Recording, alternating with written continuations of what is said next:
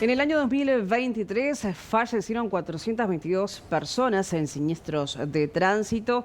Esto según un informe de datos de siniestralidad vial de dicho año. Y para profundizar sobre la materia, justamente como les anunciábamos, ya le damos la bienvenida a un experto en seguridad vial. Ya ha estado en esta casa en otras oportunidades, Arturo Borges. Buen mediodía, ¿cómo le va? Un gusto. Del mismo modo, muchísimas gracias. Buenas tardes para todos, televidentes. Y bueno, es un tema realmente recurrente, pero está muy bien que a partir de estas oportunidades que se tienen los medios, poder transmitir la idea, sin ser los dueños de la verdad, que nos parece algo, ¿no? Es que lo conversábamos hace instantes, ¿no? Usted evaluará estas cifras con mayor autoridad, pero uno cuando ve cifras que por momentos son preocupantes, dice, ¿qué es lo que sucede con el tránsito en nuestro país? ¿Dónde queda esa toma de conciencia? ¿Dónde queda el respeto de las normas? Y usted me decía, ¿qué pasa con el respeto hacia el otro? Bueno, primero debemos entender que el tránsito es un ámbito de convivencia. Es decir, de la misma manera que nosotros procuramos para nuestros hogares, en el ámbito de trabajo, cierto orden, cumplir con elementos de sentido común, no solamente porque tengamos nada escrito. El tránsito merece entenderse como un sistema, realmente es un sistema donde hay leyes, hay decretos, normativas, pero además hay un elemento que es el sentido común que a veces no se toma en cuenta. Eso es lo que hay que educar y enseñar, porque el comportamiento que vemos de algunos conductores realmente están alejados de la realidad que se vive, donde usted maneja una cifra que quizás sea esa o a lo mejor aleatoria, pero con uno solo que tengamos que sufrir, obviamente que hay alrededor realmente una situación compleja, ¿no? Y sabe que ahora que usted me dice que 422, tomemos en cuenta cuánto llevamos este año. Por ejemplo, que no nos gusta hablar de números. Tal vez usted pueda refrescarnos esa cifra. Bueno, creo que andamos en 280, aproximadamente. ¿Sabe qué es lo peor? No me interesan los números, no me gustaría hablar de números, ¿no? Puede andar por ahí si no estamos mal informados. ¿Sabe qué es lo peor? Que para cumplir con la meta, no con la meta, con la estadística de los últimos 10 años, de acá al 31 de diciembre faltan 120 que están en el bolillero. ¿Quién quiere estar dentro de eso? Esto es el tema. ¿Qué estamos haciendo para los próximos 3 meses que sabemos que nos falta una cantidad de algo que la estadística, es decir, las cifras estadísticas, uno se tiene que referir, porque obviamente que las medidas de seguridad parten para hacer un diagnóstico de un elemento científico. Bueno, acá tenemos un dato. Faltan tantos para que se dé lo que pasa en los últimos 10 años. ¿Vamos a hacer algo para ponerle un tope a esto? ¿Qué es lo que estamos haciendo? ¿Cuál es la problemática? Dentro de esa cantidad que nosotros tenemos, ¿cuál es la causa? Porque se habla de multicausal, multifactorial, pero nosotros deberíamos saber dentro de eso, bueno, cómo se otorga el permiso de conducir, de dónde era, cuál fue la falta más repetida, reiterada, para poder hacer un diagnóstico y atacar la problemática, ¿no? Y usted planteaba interrogantes recién. ¿Usted considera que tenemos respuestas a las mismas, que se está haciendo lo suficiente para que la estadística no sea tan alarmante? Desde el punto de vista... ¿Falta aún más? Nos falta muchísimo. Yo sé que las autoridades están preocupadas por esto, pero no estamos dando en el clavo. ¿Cómo va a respetar una normativa el peatón o una ley de tránsito un conductor si no la conoce? Partamos de la base que a la vía pública entramos con más dudas que con certezas. Y la única manera de hacer entender cuáles son los derechos y obligaciones que tiene el peatón de la misma manera que después el conductor es mediante la educación. No solamente de la lectura de leyes. Leyes normativas nos sobran. El tema es cómo las fiscalizamos. ¿A quién la fiscalizamos? ¿De qué manera nosotros podemos fiscalizar a alguien que todavía no lo hemos educado? Y hablamos en algunos casos de, bueno, en el futuro, la reeducación, bueno, vamos a tomar medidas. Nosotros tenemos una política de Estado totalmente fragmentada en materia de seguridad vial. 19 departamentos tienen una manera distinta de otorgar el permiso de conducir. No debería ser eso. Tendríamos que empezar por decir, bueno, vamos a armar todos con un criterio unificado, bueno, de qué manera formamos al conductor o al peatón o al conductor para que se desarrolle con ese vínculo social que necesitamos. El tránsito es convivencia, además es un vínculo social, donde por lo general a la gente, a quienes están dentro del círculo en que uno se mueve, le exige cierto comportamiento social. Necesitamos que quienes están alrededor nuestro demuestren que son individuos socialmente adaptados, ¿verdad? Es decir, es lo que procura, por ejemplo, la educación, tanto primaria como secundaria, y aquellos que hemos tenido la oportunidad de hacer la terciaria.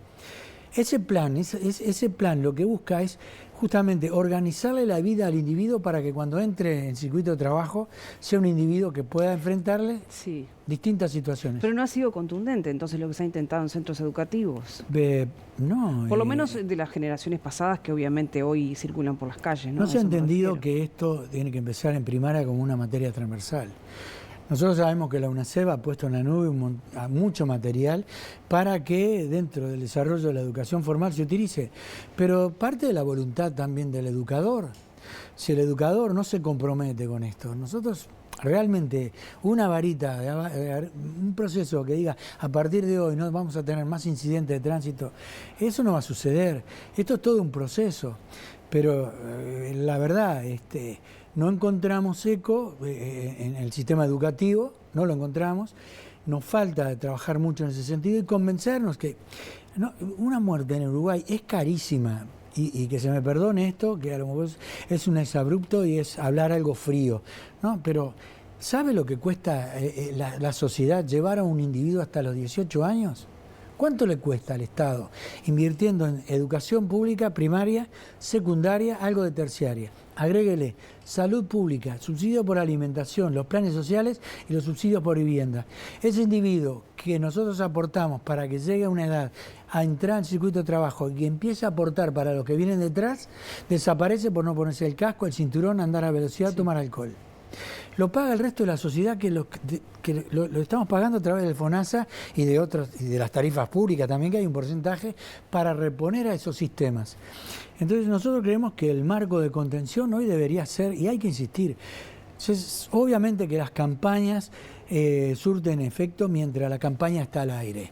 Termina la campaña, termina el efecto. Pero tenemos que insistir. Sí. Y si hoy el problema, bueno, es el celular, hablemos todo el año del celular, del móvil, y si hoy el problema es el alcohol, le vamos a dar determinado periodo a que realmente se trabaje o hagamos foco sobre lo que realmente estamos viendo que sucede.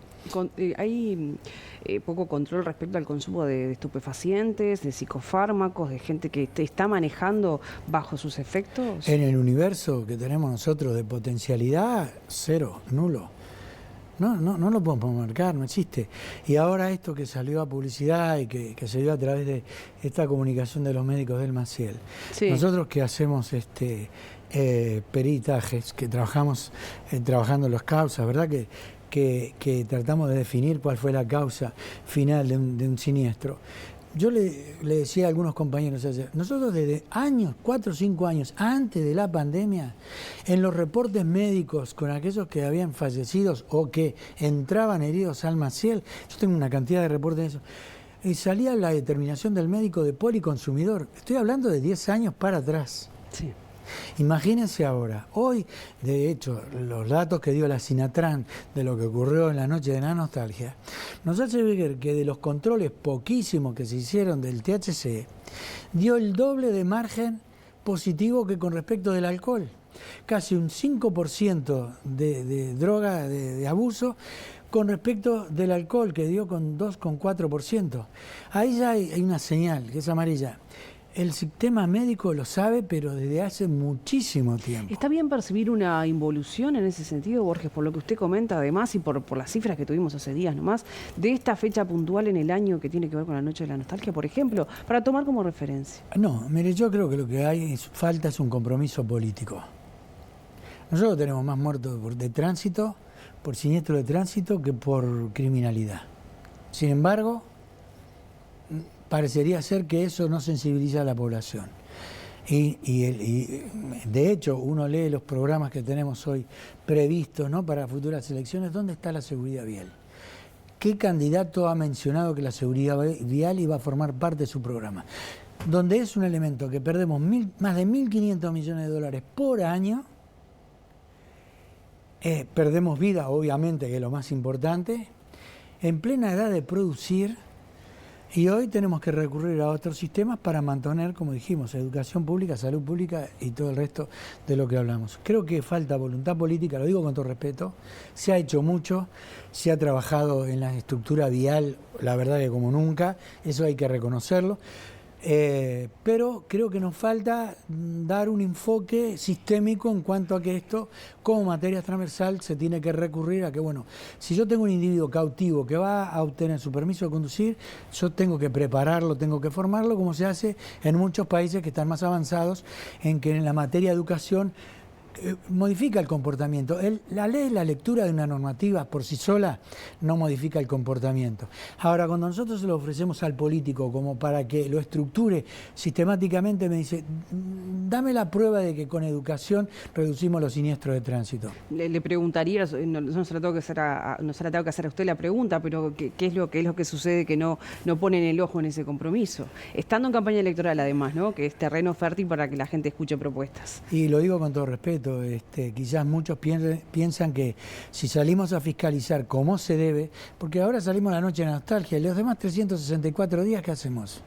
Entonces creemos nosotros, y reitero, lo digo con todo respeto, a lo mejor si salimos a fiscalizar como se debe, perdemos votos. Es al contrario. La población no es tonta. La población sabe que el tema del tránsito es importante. Lo sabemos, estamos perdiendo vidas que eran perfectamente, no solamente evitables. ¿Sabe qué es lo duro de esto, Rosario? De que se puede explicar el siniestro. Cuando un fiscal o un juez nos pide el porqué de la causa o que podamos estudiar, hacer un dictamen sobre esto, ya no es que era evitable, se podía, no era un tema del azar, no. Ahora lo que piden es, esto se puede explicar, y cuando se explica, ahí la gente empieza a razonar, ¿y por qué esto se produjo? Bueno, acá el individuo cometió un error porque no sabía que esto era un error. O sea que, si detrás de la mayoría de los siniestros que nosotros estudiamos hay una infracción hasta el 95% de los casos, trabajemos justamente a ver si el individuo le llega la normativa. Pero nosotros tenemos votando leyes y normativas que van del legislativo hechas para los juristas, no pasa por encima de la población. No le llegamos a la población con la herramienta correcta. Y a los jóvenes menos. A veces vamos a los liceos y nos dicen, cuidado con este grupo que es difícil.